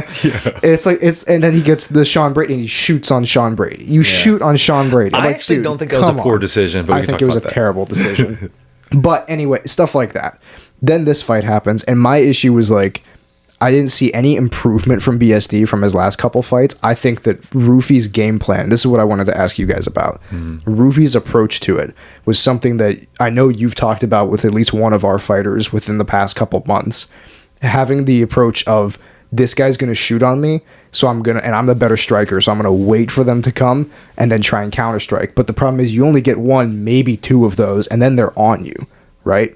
Instead of what we talk about, right? When when I'm going against the grappler, putting on the pressure, keeping that forward momentum. Yeah, they're going to shoot on you, but pressure's a constant. They're going to shoot regardless. And if you pressure them, you're putting them in worse positions to shoot. Exactly. And I felt like Rufy was when did Rufy throw a proactive shot? He threw like 4 punches and they were all reactive, and like, yeah, then you hit BSD, but BSD's a tough dude. So his head's on the center line, he's there to be hit, but as soon as he gets hit, now he's got a hold of you, and then he's not working. BSD didn't take him down with any like fundamental like double leg, single leg. It's all grab you, and then I'm gonna work leg laces and I'm gonna work trips. And I was like, I just felt like his game plan was surprisingly poor for what I've come to expect from him in the Fighting Nerds. That was where most of my frustration came, and the fact that I didn't see any improvement on BSD's end. Well, just to counter that, I think that we haven't seen any improvement on Rufy's end either, because Rufy, like, that's his game, is play that outside, striker game, like be a sniper looking for that big spot. The problem is exactly what you said. Being a sniper like that only works if you're given enough opportunities to take that shot. But if you have someone like BSD who's just like, I'm going to eat one of them and then I'm just going to smother you, so you don't have those opportunities, you have to have like a very elite skill set to keep people off of you, and like I would say that like we kind of saw a little bit of that with like Sean O'Malley on his way up, you know what I mean? And Rufy just doesn't quite have that level of like anti-wrestling with his striking to keep someone like BSD off of him. I was going to mention, frankly, the rest of those guys we talked about. I was going to mention O'Malley before you did too, because I felt like fundamentally game plan, like performance wise, very similar to what we saw with O'Malley and Merab, and it's why I have more faith in Sandhagen against Merab, because I felt like Rufy, what do you have to do footwork wise against BSD? Keep your back off the cage, right? Keep it in the middle. And what did you see Rufy do? He would back up in a straight line to the cage and then start playing footwork. It's like, it's too late then. Exactly. It's too late. He's throwing kicks around the sides. He's going to keep you cornered. Like when I think about Corey and Merab, like Corey's not going to wait till he gets backed up. Corey will play the footwork game in the center. A lot of people have like quote unquote good footwork when they get backed up. It's a lot harder to have good footwork in the center of the cage. Exactly. You know, so I saw that with Rufy, and I was like, you're not prepared for the footwork, like defensively here. Offensively, you don't have any proactive attack. You're just waiting to counter, and you get one, maybe two good shots off. If he's still awake, he's gonna grab you, and then what do you do? Dude, Sandhagen is a great example to bring up with like this fight, fighting Merab, because and totally different fighters, right? So Rufy is one of those guys. He's gonna try his game plan, just period, and his game plan works when someone is willing to play that game with him. Whereas Sandhagen, he probably wants to play that game, but if someone imposes a game like a Merab that will stop you from playing that outside, like we're playing the striking game, he's gonna switch games much quicker. He's gonna switch to anti-wrestling. I wouldn't be surprised if we see Corey Sandhagen shoot on Merab.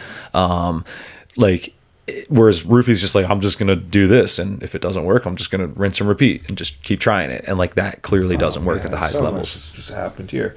All right, let me go down it one thing at a time. Okay, let me start with Rufy. Is this Rufy's fault or is this his camp's fault? I mean, both, you know? Here goes a way that you could be like, it's Rufy's fault in camp where they like, hey, make sure we're not getting back to the cage, at most the warning track. Yeah, I would bet almost anything Pablo. With all that data that they run, right? Pablo seems like a real smart guy. I think he was probably like, yeah, dude, you can't stay on the fence. But if your fighter doesn't follow it, then your fighter doesn't follow it. There's Exactly. nothing you can do about that. So there goes that. Number 2, Saint Denis.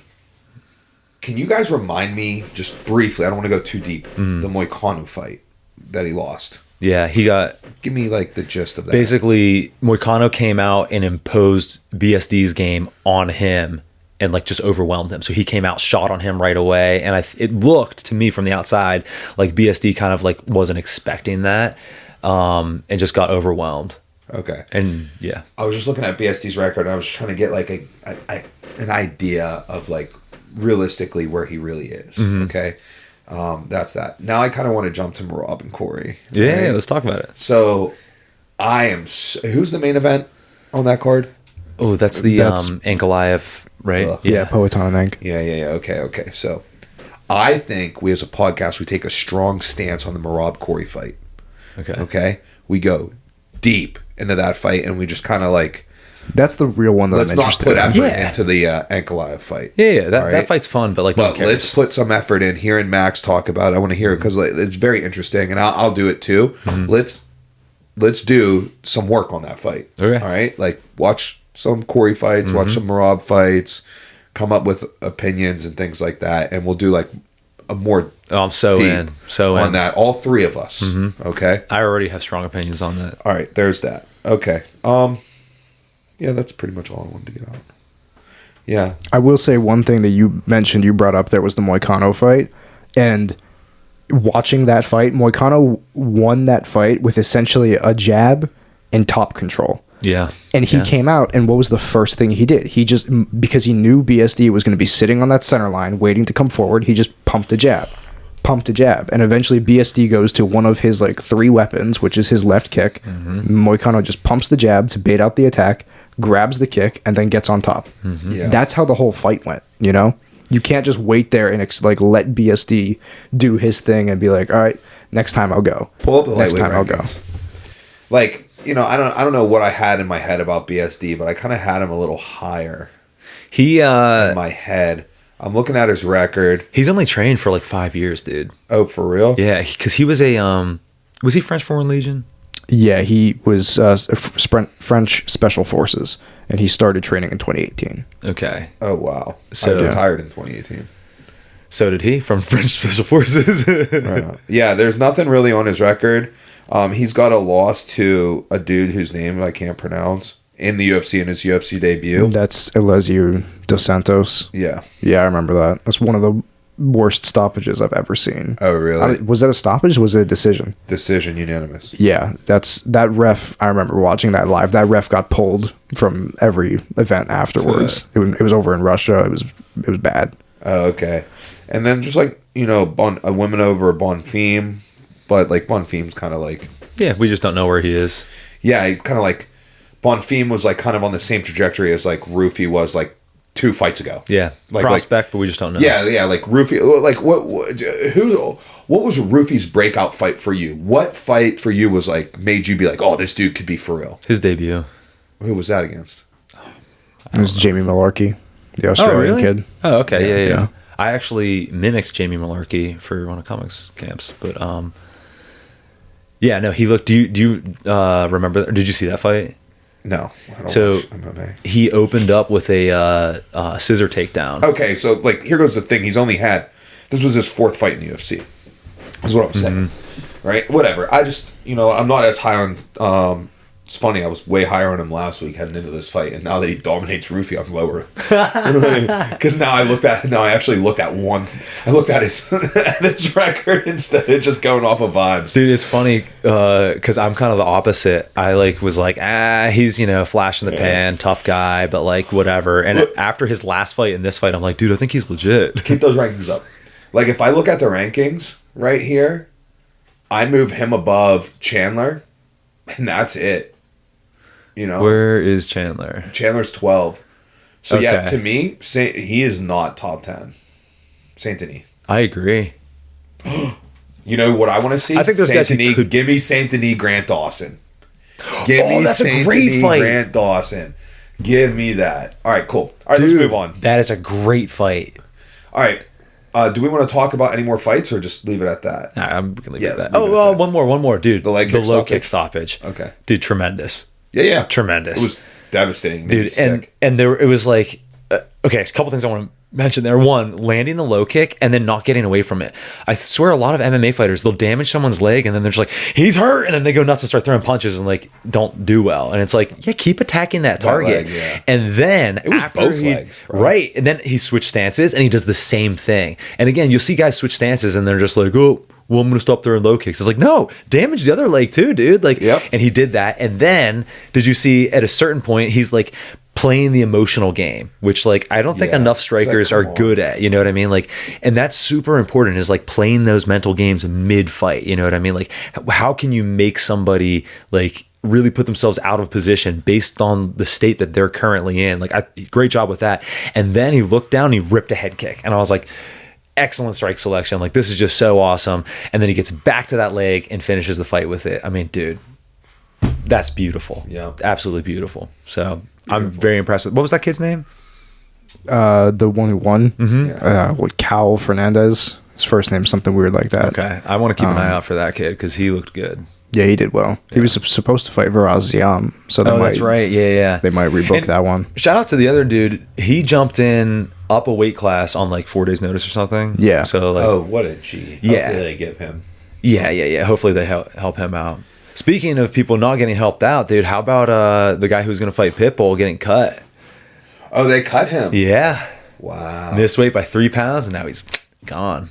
Yeah. Dude, I think the UFC They're is like sending Black Panther, Fat Panther. Dude, they're sending a strong message right now. Brian Battle, that kid. Who's now signed with the PFL. Yeah. And Who they're did a dirty boxing match and then signed with the PFL. Dude, did you see the dirty boxing match? Nah, the So dude was like... I like happened to catch it at the perfect time where like I saw on Instagram like it's on now. I'm like, oh cool, let me pull it up. And it was like right when he's walking. I'm like, all right, cool, watch this. And when I was looking into it, the guy he was fighting was like 3-9. Yeah. And just like, I mean, no disrespect to that guy, but like, you know, he's a can. And dude, Brian Battle just walked over this dude, and I was like, what does this even prove, guys? Like, is this even entertaining? Yeah.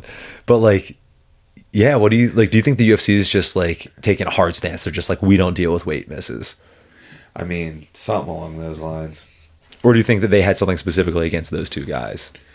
Well, I think Brian Battle kind of like brought it upon himself. It was 2 fights in a row, and then he missed at 70, and then they were like, all right, well, you got to fight at middleweight then. And he was like, all right, I'll miss there too. Yeah. Weight class don't matter to me. I can miss any weight you want. Oh, that's funny. Yeah, I don't know. Let's move on. Yeah, let's move off this All card. right, Max, you brought up the fight picks. I saw. Yeah. Ooh. Oh, Mike. Dude, Mike. just going off of Green. vibes keeps getting him like all green. It's Green, brother. upsetting. Scroll down. Let me see the last fight I missed. Oh my god! Oh, so I'm 2 cards undefeated for 2 cards. Dude, since DDP, 8 you in a row. haven't got one wrong. Yep, 8 fights picked in a row. Last fight missed. DDP over comes up. Okay, so this weekend on our 3 fights, I went 3-0. Will and Max both 1-2. They went 1-2 differently. Max took Imavov, whereas Will took Mason Jones. You know what sucks too is I did think Rufy was going to win, but I did think Imavov was going to win, but I had to go for the nerds, and man, now it's biting me. Well, what are you going to do? To go for him, you know? I did. I'd rather my record be this, but having supported the nerds, I like them. Well, you know what you could do if you have to do that? You could just pick other fights correctly to make up for it. Oh. All right, records at the time of press.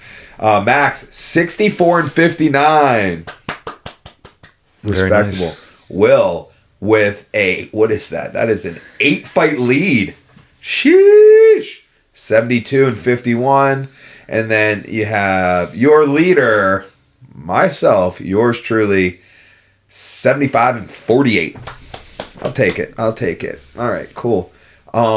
Should we make our picks for this week's card before we talk about Reutolo? Yes. Did you watch any of the fights on that card? Just that one. Yeah. It's the only one that really matters. Oh, Diego Lopez, Jean Silva. Wow. All right, Mike, this one's going to hurt your soul. Who are you picking? I'm going Jean Silva. Yeah, I knew that was going to hurt your soul. I also am going Jean Silva. Yeah. He's the one who I would say, personality-wise, I like least amongst the nerds. Yeah, he's the last one undefeated in the UFC. The whole dog thing, He's the only fighting nerd left. Yeah, I could go without they cut that. you after you lose. Yeah. Unless you get a stoppage win after, then they put you back on. Oh, they pulled on back. Protez is back in the mix, dude. He's been all over social media. Him and Ian Gary, being buddies. Yeah, I saw that. Him getting after it with Imavov's team. Yeah? Yeah. He was like popping off on them a little bit, being a wild boy. Yeah. Damn. Max, who you got in this card? Or in this fight, rather? Like I said at the beginning, I kind of hope that it's just like a 15-second no contest, so I don't have to see either of these guys lose. But unfortunately, Lopez's gym is notorious for not having any semblance of footwork, so I'm going to go with Silva on this one. Where's he trained? The same gym as Alexa Grasso, Irene Aldana, all the people who fought for titles and been beaten because they can't cut off a cage. Mm-hmm. Okay, cool. Will? Oh, Jean Silva. Easy. All right, what's the co on this? Rob Font, David Martinez. I'm not familiar with Martinez. He's a last-minute replacement. It was supposed to be Rob Font and Chihuihuis. Oh, that's right. What happened to him? Pulled out. Suspended. He's suspended? From school. That was a great dad joke.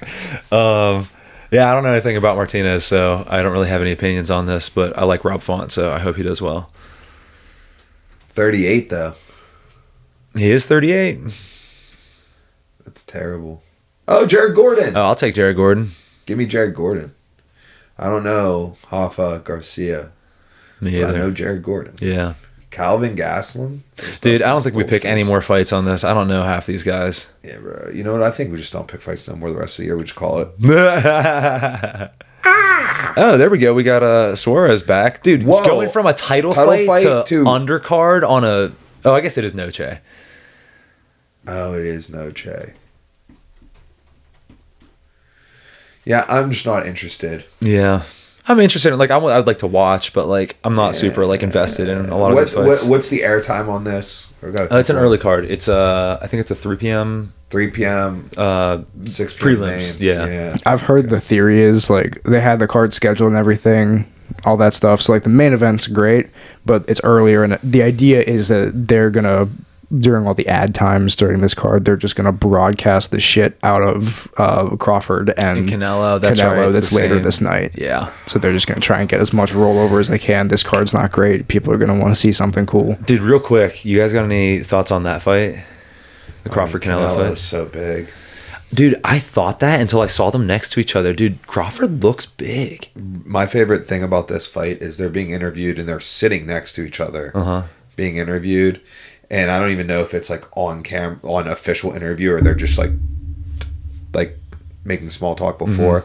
but the interviewer says something about Canelo's kids. He's like, "Oh, you got 4 kids?" And he goes, "Oh, no, three kids," right? And then Crawford, he's like, 7 kids? He's like, "Yeah, 7." And Canelo goes, 7? Like turns and looks at him like 7. Holy shit. Dude, that's so funny. Have you ever seen the videos of Crawford wrestling? Yeah. Oh yeah. He was a wrestler. Oh, he was like legit wrestler. Yeah, I thought he just like had skills. Like, no, he wrestled. Oh, that's sick, dude. Yeah. Dude, Crawford's really interesting to me. Yeah. Is he from Nebraska or he lives in Nebraska? I don't know. I'm pretty sure he was born there. Okay. They're a good wrestling state. Not bad. Interesting. Yeah, Crawford's one of those dudes who I think if he had, I mean, I think he's probably a little too old now, but like if he had switched to MMA, which again, I don't know why you would, he's making so much money. Yeah. I feel like he'd be a monster. You know? Yeah, I agree. I am kind of leaning to, when the fight first got announced, I was like, dude, Canelo's way too big. Canelo's got it. But as we get closer, I'm getting that feeling that I had about DDP, where I'm like, I think that Crawford's got it. But again, I'm not good with those sorts of feelings, so I couldn't tell you. I do not. Are you gonna watch it? If I can, I'm gonna watch it for sure. It depends on what I got going on. But you know, there's too many combat sports to catch them all. But if I can, I'm gonna watch it for sure. I mean, I'm probably not gonna watch it because I don't know how to do that.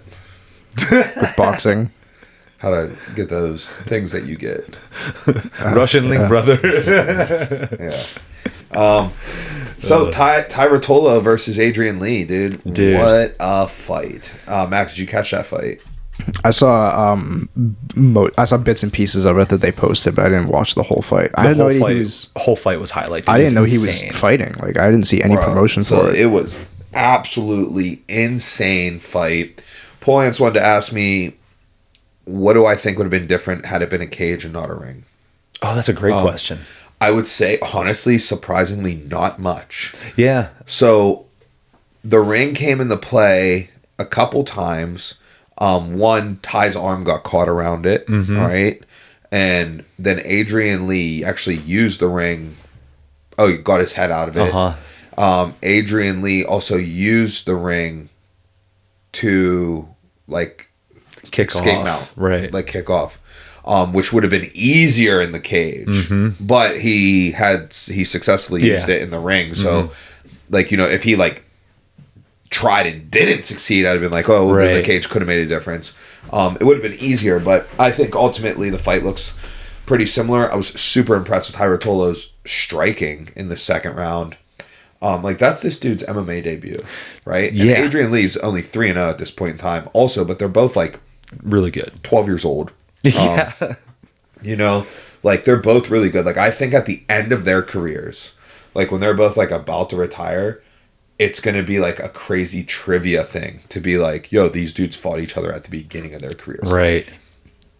I don't exactly know if it's going to be exactly this, but imagine like, oh, it won't be exactly, it could be like somewhere around this.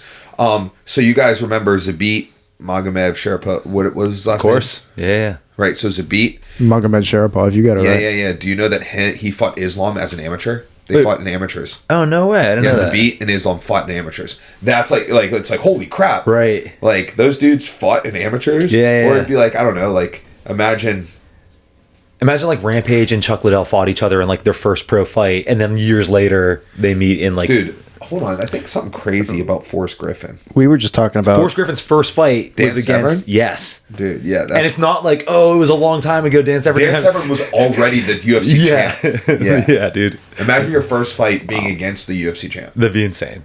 That's we insane. were just talking about Jamie Malarkey a minute ago. You know who he fought? Like, when he was coming up?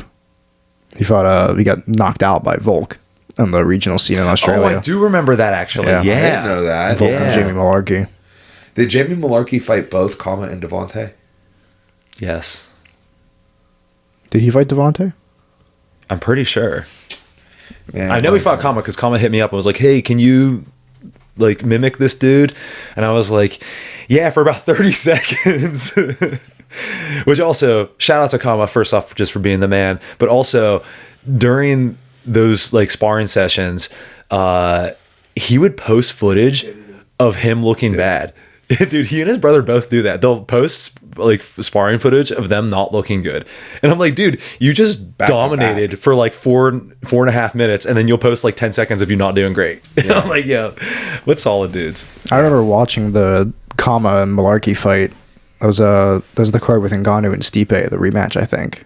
The Apex. That. I just remember being Dang, bummed. that's crazy. I remember watching that. I had COVID. I remember watching that in my bedroom. I was like sick with COVID while that fight was going on. That was the first time I ever saw Kama fight. Oh, wow. Yeah. That's crazy. Damn. All right. Do we have anything else left for this pod? Unless you watched any of the other one fights, but you said no. No, I didn't. Yeah. No, we're chilling. We're done. That's it. I'm good. You good? Yeah. All right. Like, subscribe, click the bell to get the notifications of the new episodes. Follow us on TikTok, Instagram, Twitter, and Facebook. Noche this weekend. Yeah, that's cool. Good. All right, catch you next time. Bye.